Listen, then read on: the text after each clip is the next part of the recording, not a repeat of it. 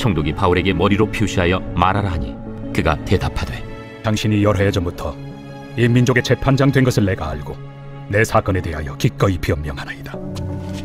당신이 아실 수 있는 바와 같이 내가 예루살렘에 예비하러 올라간 지 10이틀밖에 안 되었고 그들은 내가 성전에서 누구와 변론하는 것이나 회당 또는 시중에서 무리를 소동하게 하는 것을 보지 못하였으니 이제 나를 고발하는 모든 일에 대하여 그들이 능히 당신 앞에 내세울 것이 없나이다. 그러나 이것을 당신께 고백하리이다. 나는 그들이 이단이라 하는 도를 따라 조상의 하나님을 섬기고 율법과 선지자들의 글에 기록된 것을 다 믿으며 그들이 기다리는 바 하나님께 향한 소망을 나도 가졌으니 곧 의인과 악인의 부활이 있으리라 함이니이다. 이것으로 말미암아 나도 하나님과 사람에 대하여 항상 양심에 거리낌이 없기를 힘쓰나이다. 여러 해 만에 내가 내 민족을 구제할 것과 재물을 가지고 와서 드리는 중에 내가 결례를 행하였고 모임도 없고 소동도 없이 성전에 있는 것을 그들이 보았나이다. 그러나 아시아로부터 온 어떤 유대인들이 있었으니 그들이 만일 나를 반대할 사건이 있으면 마땅히 당신 앞에 와서 고발하였을 것이요 그렇지 않으면 이 사람들이 내가 공회 앞에 섰을 때 무슨 옳지 않은 것을 보았는가 말하라 하소서. 오직 내가 그들 가운데 서서 외치기를 내가 죽은 자의 부활에 대하여 오늘 너희 앞에 신문을 받는다고 한 이 한 소리만 있을 따름이니이다. 벨릭스가 이 도에 관한 것을 더 자세히 아는 고로 연기하여 이르되 천부장 루시아가 내려오거든 너희 일을 처결하리라. 백부장에게 명하여 바울을 지키되 자유를 주고 그의 친구들이 그를 돌보아 주는 것을 금하지 말라 하니라.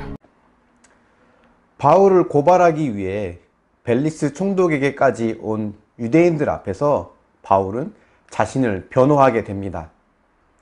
유대인들은 바울이 사람들을 선동하여 소동을 일으켰다고 주장을 했었는데요.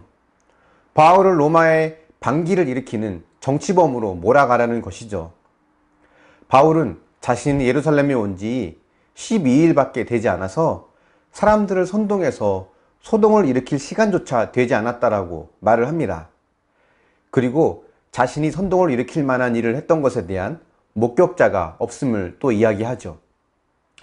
바울을 정치범으로 몰아 처형하고자 했던 유대인들의 시도를 무력화시킵니다. 단 자신은 이런 정치적인 이유가 아닌 종교적인 이유로 고발당했다는 것을 말합니다. 그러면서 15절에서 그는 하나님께 향한 소망을 가졌으니 곧 의인과 악인의 부활이라는 것을 고백하죠. 바울은 이 재판을 이용해서 자신을 변호함과 동시에 자신의 신앙을 고백한 것입니다. 이 재판 결과에 따라 바울은 예수님처럼 십자가형에 처할 수 있는 상황이었죠. 총독 같은 로마의 관리들은 유대인들과 친밀한 관계를 맺고 있었기 때문에 이 재판에서는 바울이 절대적으로 불리한 상황이었습니다. 이런 상황에서 자신의 신앙을 고백한다는 것은 쉽지 않은 일이죠.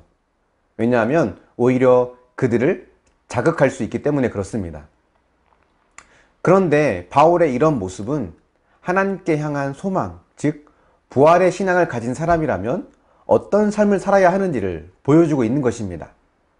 첫 번째로 부활 신앙을 가진 사람은 이 땅의 삶을 조금이라도 더 연장하기 위해서 자신을 변호하지 않습니다. 이 말은 이 세상에서 삶에 대한 의미를 두지 않는다는 말이 아닙니다. 이 땅에서 목숨을 구걸할 이유가 없기 때문에 누구 앞에서나 담대할 수 있다는 것을 말합니다. 두 번째는 하나님의 심판을 믿기 때문에 세상의 판단에 주눅들지 않습니다. 진정한 심판자는 하늘에 계신 하나님이라는 것을 고백하기 때문이죠. 따라서 하나님 앞에 바르게 살기 위해 세상의 비난, 조롱, 이 모든 것도 담대히 감당할 수 있는 것입니다. 우리는 약간의 손해도 두려워하는 마음 때문에 담대하지 못할 때가 많죠. 그 손해를 안 보기 위해서 권력이나 죄 앞에 타협을 할 때가 있습니다. 하나님이 나를 어떻게 보시냐 보다 주변 사람들이 나를 어떻게 보느냐를 더 신경 쓰며 살기도 합니다. 저도 목회자로 살면서 때론 사람들의 반응, 인정에 목말라 할 때가 많다는 것을 느낍니다.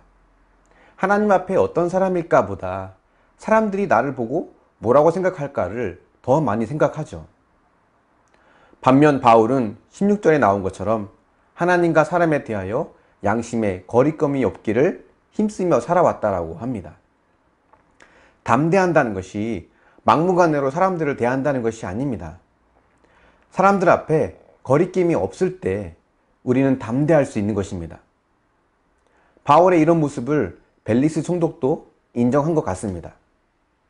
그에게 제한된 자유를 허락하면서 재판을 연기해 줍니다.